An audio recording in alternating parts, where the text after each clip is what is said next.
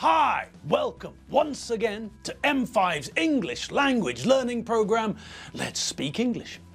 I'm Gav Duncan and I'm here on your TV screen to help you learn English.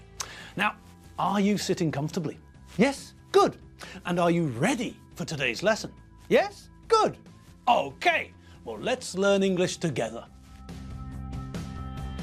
And welcome to Friday, people. Yes, it's here. It arrived last night, late last night, and it's been sitting in the dark, gaining in strength for the last few hours.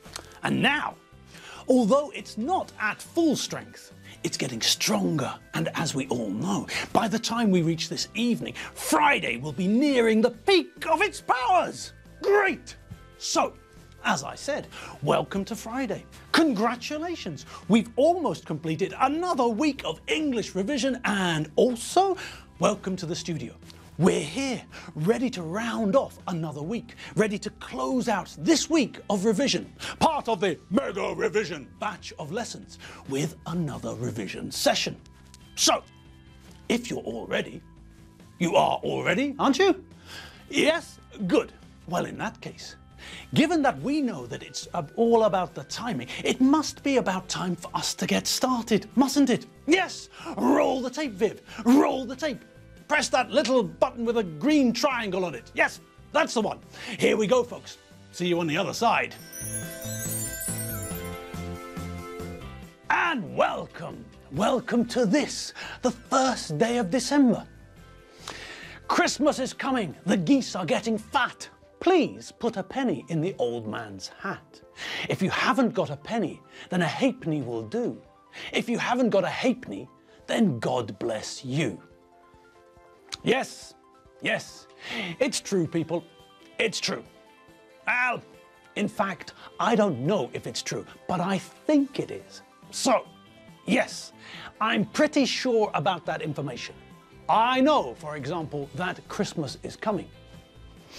Everyone knows that. Since the beginning of October, the shops have been full of Christmas stuff, chocolate, Santas and things like that. And with every day which passes, there are more and more messages to tell you that Christmas is coming. Okay, but this isn't very new news, is it? No.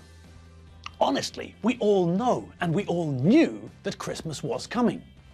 It comes every year, so as soon as we've finished Christmas, we all know that the next one is already on its way. Okay, so not a big surprise really. All right, what about the rest of that little song? Well, the geese are getting fat. I guess that could be true. Although it's an interesting use of the present continuous, isn't it? I mean, it makes perfect sense. We're using the present continuous to talk about something which is happening now or around now at the moment. Okay, perfect use of the present continuous, but, well, the geese are getting fat. That's a little bit misleading, isn't it? It's not something that the geese are doing.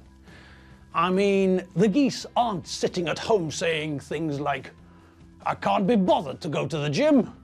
I'm going to order a pizza instead. The geese haven't decided that they want to put on weight. No. The farmer has decided that he wants them to put on weight. There's a verb, to fatten up. And that's what's happening to the geese. They're being fattened up. The farmer is giving them more and more pizza, chocolate biscuits, fizzy drinks, all the stuff that makes people fat, because this way he can sell the geese for more money. Nobody's going to buy a skinny goose, are they? No. When you buy a goose, you know that there will be lots of fat on the bird, and you can collect this fat when the goose is cooking, and then use it when you're cooking potatoes or something like that. You can also put the goose fat into the fridge and then spread it on bread too. So, Christmas is coming. We know that. The geese are getting fat. Well, okay. but that's because the farmer is giving them extra pizza for dinner. It's not because the geese have decided that they look better when they're fatter. And now the next line. Please put a penny in the old man's hat. Now, this line tells us a lot of information, doesn't it? This line about asking for money tells us what sort of song this is. Yes, people sing this song in the street to get money for Christmas. Well, I'm not sure if they sing it now, but years ago, many years ago, not as long ago as the dinosaurs, but before any of us were born, young children used to stand in the street and sing this song, trying to encourage people to give them money. So, please put a penny in the old man's hat. Well, when I lived in the UK, the second smallest coin was the penny. But even then, many years ago, you couldn't buy much with a penny. At the local newsagents and sweet shop, you could buy some small sweets, and these sweets were a penny each. But this shows how old this song is. This song comes from a time when a penny was a lot of money. Not enough to buy a car or a mobile phone, but then hundreds of years ago, people didn't have cars or mobile phones. No. At the time when a penny was a lot of money, people travelled by horse or donkey, like this group of people outside Buckingham Palace in London. And if you wanted to speak to someone far away, you couldn't use a mobile phone. Nobody had invented them. No, back in the old days, you had to use a megaphone like this to make long-distance calls, like this man who's calling his wife to tell her that he's going to be slightly late for dinner. But, as you can see, there were problems with communication in those days too. Look, our friend with the megaphone's got the wrong number. Oh, never mind. I expect that this man will try and phone his wife Winifred later on. So, as you can see, this song must have been sung a long time ago. Okay, now please put a penny in the old man's hat. Well, what about that line? I know, you all know, don't you? This song was a song which children sang in the street to encourage people walking by, pedestrians, to give them some money. And where are they going to collect the money? That's right. This was a long time ago. They didn't have a Tupperware box to collect money in, so they improvised. They looked in the house, upstairs and downstairs, looking for something they could use to keep money in. And what did they find? Yes, that's right. They found their grandfather's hat. A perfect thing to hold money. Yes, that looks perfect. A perfect thing for holding money. Better than a bank. Well, more portable than a bank. Okay, so a couple of kids out in the street with their grandfather's hat, singing a song to try and raise money. Okay, now it doesn't sound like a lot of money, but back then, back in history, 1 penny was worth more than when I was a kid. When I was a kid, I could buy a sweet for 1p, but hundreds of years ago, you could probably buy, I don't know, 3 or 4 sweets. Maybe, if there was a sale on, you could buy a whole box of sweets. Okay, next line. Aha! We're starting to see the problem. These kids have set their sights too high. They thought that a penny was a good target, but now they're starting to think that they're asking for too much. So now the time has come to drop their prices. Yes, they're now saying that if you haven't got a penny, then a halfpenny will do. What's a halfpenny when it's at home? Well, look at the way that we write it. All right, well, we can see the word penny, can't we? Yes, and the word begins with H-A. Okay. Now, what about after the A? What have we got there? Yes, that's right. It's an apostrophe. And one of the uses of an apostrophe is to show that some letters of a word or some numbers are missing. So when we write 99 to mean 1999, we have to put an apostrophe at the front to show that the 19 is missing.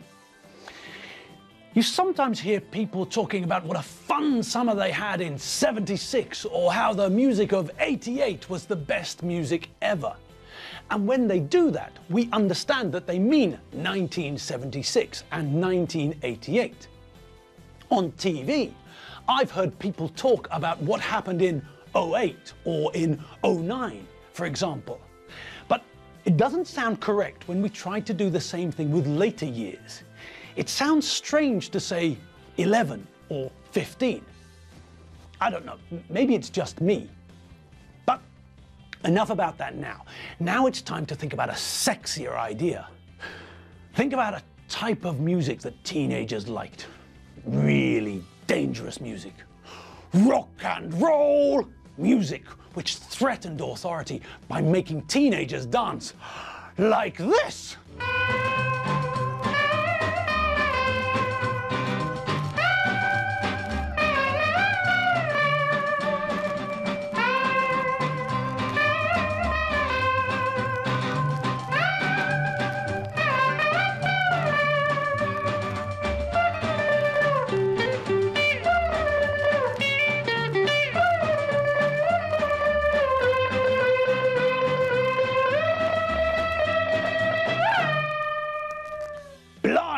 Well, that is pretty dangerous dancing, I think you'll agree.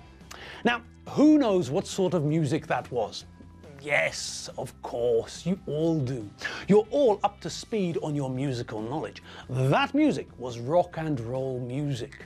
And we often see rock and roll written as rock and roll. 2 apostrophes. One to show that the A has been removed from the front of the word, and one to show that the D has been removed from the end of the word. And why do people say rock and roll instead of rock and roll? Why, that's easy. People say rock and roll because it's way cooler to say it that way, Daddy-o. Yes, that's right. Cool people like this couple say rock and roll. Cool. And let's face it, we'd all like to be as cool as that couple, wouldn't we? Okay, and on we go. So, the way we can see the word written, the apostrophe shows us that there are letters missing. And logically, what do you think those letters are? Yes, that's right. The word is actually spelt halfpenny. It's worth half as much as a penny. But for reasons that everyone has forgotten, people thought it was easier to drop those 2 letters and pronounce the word as if they weren't there. Even if you see the word written with the L and the F, the pronunciation of the word is the same. We don't say halfpenny, we say halfpenny. So, now the kids in the street are trying to encourage people to give money. Any money. Now it's not important for people to only give money if they're giving a penny. Now the kids will take halfpennies too. And we're done. Yes, another lesson bites the dust and lies at our feet. Another week has been completed. And let's not forget, we've now completed week 84. Week 84! That's amazing! So, what does all that mean? Well, it means that next week, week 85, is coming up next. But you all knew that, didn't you? Of course you did. What's important about week 85 is the fact that it's the last week in this mega revision. And so, that means one more week of revision and then we'll be back in the jungle of English grammar. There's more to discover, more to explore. But don't worry, I'll be with you. And there's no need to be scared or afraid. If you want me to, I'll even hold your hand. How about that? All right, people, the lesson's done, so it's time for me to head out of the door. There's a coffee with my name on it somewhere in the 9th district. Have a great evening and a fantastic weekend. Have as much fun as you can handle, as much excitement as you can cope with. I'll see you all on Monday. See you later. Bye.